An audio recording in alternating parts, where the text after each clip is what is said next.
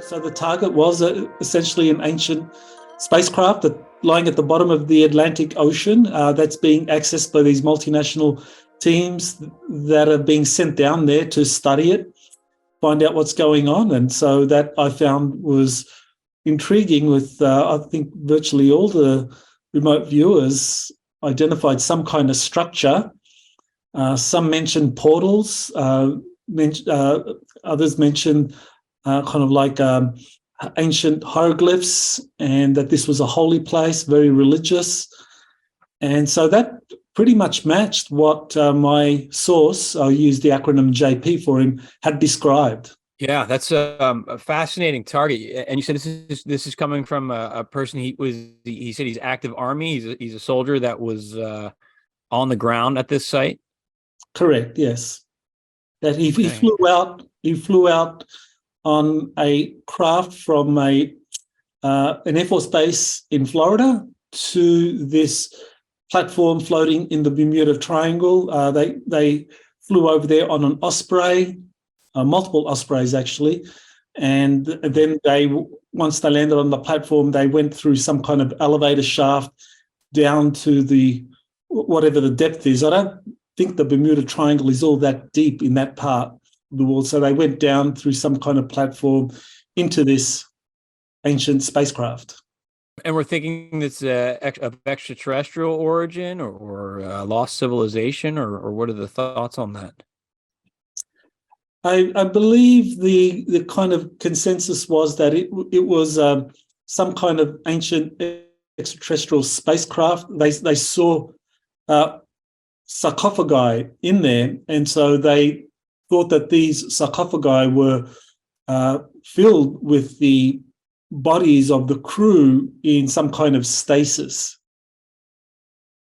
My starting off point here, which was my anchor through the whole session, was that I was in this underground area that was hollowed out. It was damp. There was echoes in there. It was shadowy, and it was hollow inside. So I'm inside of this structure, very still. But there was some sense of movement in there. It was dark inside there. It was man-made. Felt claustrophobic to me. Felt like a catacomb of some kind. Not a lot of light. There were shadows. Looked just like this. This is exactly what I was seeing. So I want to know, what am I doing here? And it felt like I was in some kind of a labyrinth or a bunker or something like that. And someone was here or is here. I don't know if they are hiding or just showing me something. I wasn't quite sure what it was all about. So what would they have to show was my question. If they had something to show, what would they show? And I had these ideas: artifacts, personal belongings. There was a sense of an apocalyptic feel there and a sense of hiding out. Several rooms, and it did feel like I was underground. There were these rooms there and stuff like that. And there was something like a puzzle. You have to figure it out, like the old Masons would use symbology and geometry to point in a direction of this place that I was perceiving here. There was a sense here that a puzzle or riddle system applies, like Indiana Jones. So I wanted to go back to this thing, this sarcophagus here, and with the notions of here lies, they would say, here lies, and here's the stele with all the symbols and all that stuff in there. This is in a room. It's like a catacomb or a mausoleum. Felt like too. Well, just right there, I just wanted to repeat again that the military witness JP saw a number of sarcophagi there, and he presumed that within the sarcophagi there were bodies, but these were bodies of crew, but they could equally as well be the bodies of people that were both associated with that spacecraft, but maybe leaders in earlier civilizations that made their way to the craft. So I think that motive of kings and royalty and bodies being buried there, that could refer to these sarcophagi. And then here I am in my initial spot. It's damp and dark. Below, it's moist and it's humid.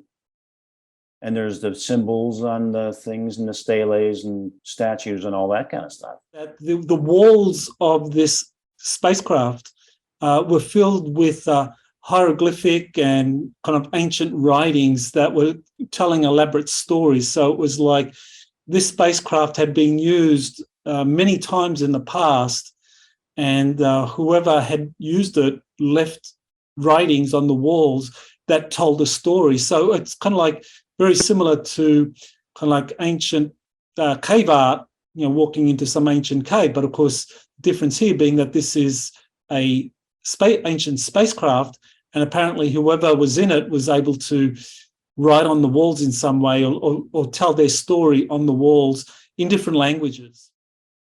Gateways, time wheels, stargates. Is this tasking? I forgot about this.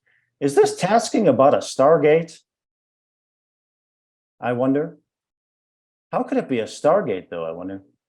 A notion could be moving from star to star, main point being our sun, or more likely the starting point or starting point. How could that be possible, though, I wonder?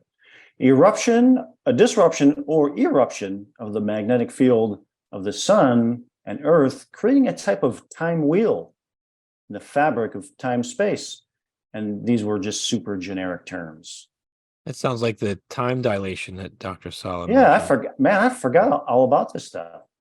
Yeah, the time dilation, the stargates, those are important elements of what was in that spacecraft.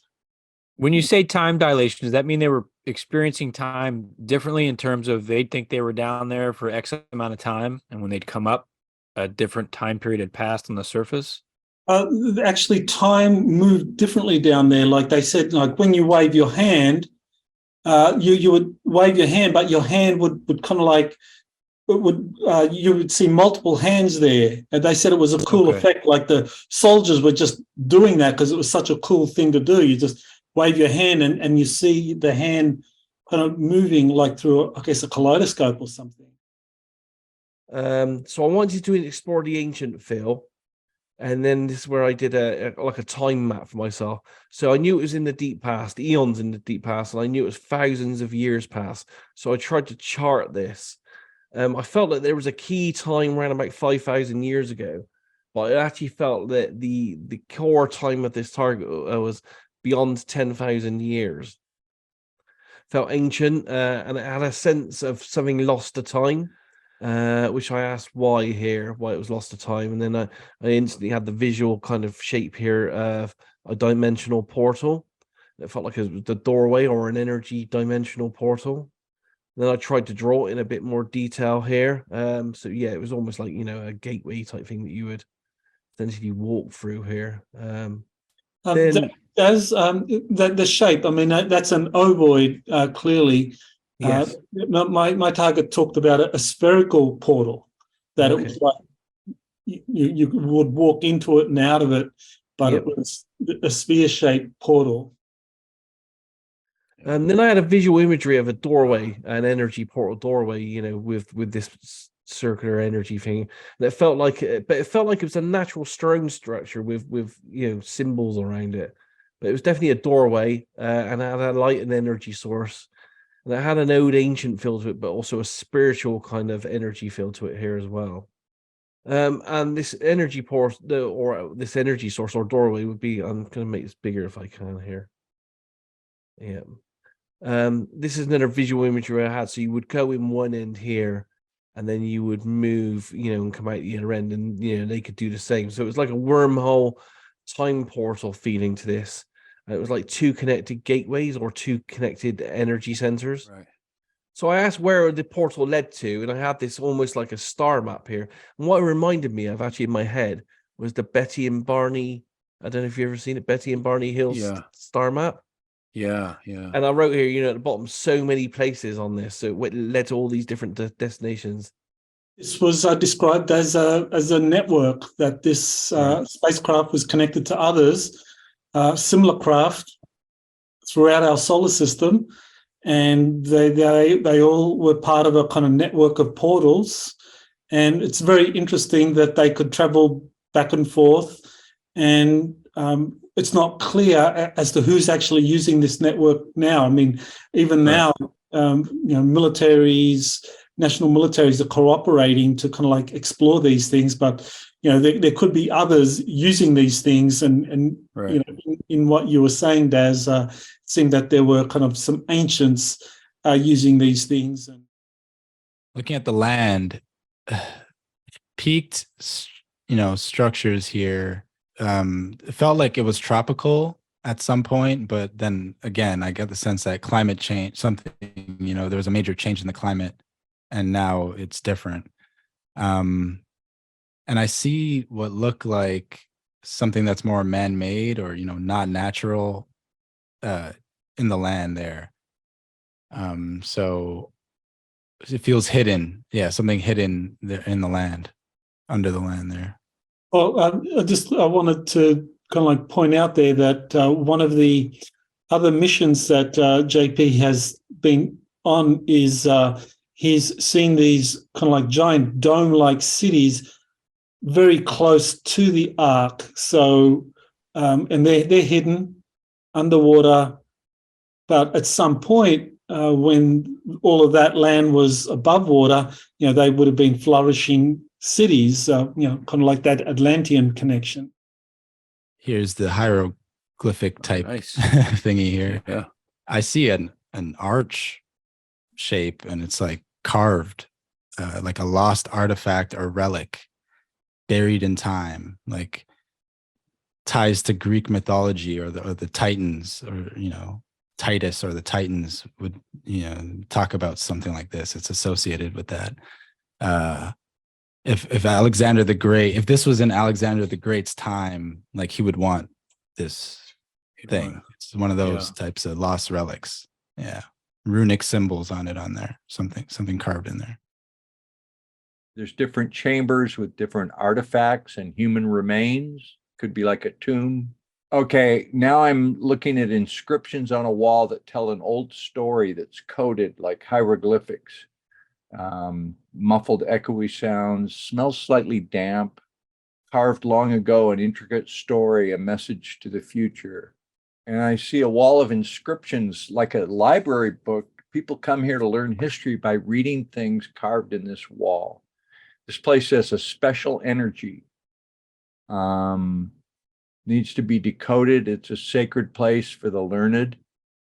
This is a sacred place, a power spot, a vein into the heart of Mother Earth. There may be beings that live underground. This is a portal. And you saw all the writing on the wall, and that writing, or the hieroglyphs on the wall, is tells these stories, and that they're trying to interpret those stories, because that has the history of our planet. Yeah, I figured out that that's an ancient history. It's been written down. It's kept there like a record. Get a little high level here. A man inside a place with inscriptions or etchings in a wall. So this guy's looking at an opening and he goes through it. This guy has witnessed something that kind of traumatized him, and people don't believe him when he talks about it. Does that look like your guy, Dr. Sala? Well, he has no hair. He's he's kind of like 30, mid-30s, and no hair. Yeah. Some people don't believe him. Oh yeah, that's true. Now I see this big structure, right? Like a large craft, and beings come out. It looked kind of like the Close Encounters of the Third Kind final scene. It's a great scene. I was going to say that's the shape of the craft that he described, an ovoid shape about the size of 3 aircraft carriers. Yeah, that's what I saw it. And this is a better look at it. This looks like the final scene of Close Encounters, a craft. And is this underwater? Correct. I didn't, I think I drew it underwater, but didn't realize it was underwater, because it was like, I go, is that sky? It's just blue. I was so taken by the craft, I didn't know I was underwater. There There's an opening at the lower part, what appears to be a ramp. Light spills out. Very interesting. I'd ask Dr. Sala, do you believe it? Do you believe the remote viewing? Did we validate what this guy said? Definitely, yeah. I think all of you brought out kind of key elements of what he described, and the fact that you corroborated those elements and you were in agreement in so many ways. I mean, I take this as vindication that this arc is really there, that there are multinational military teams going down there with archaeologists to study these things, that they're using the portals to travel and explore the network, and that they are kind of like letting this information kind of slowly seep out into the public consciousness.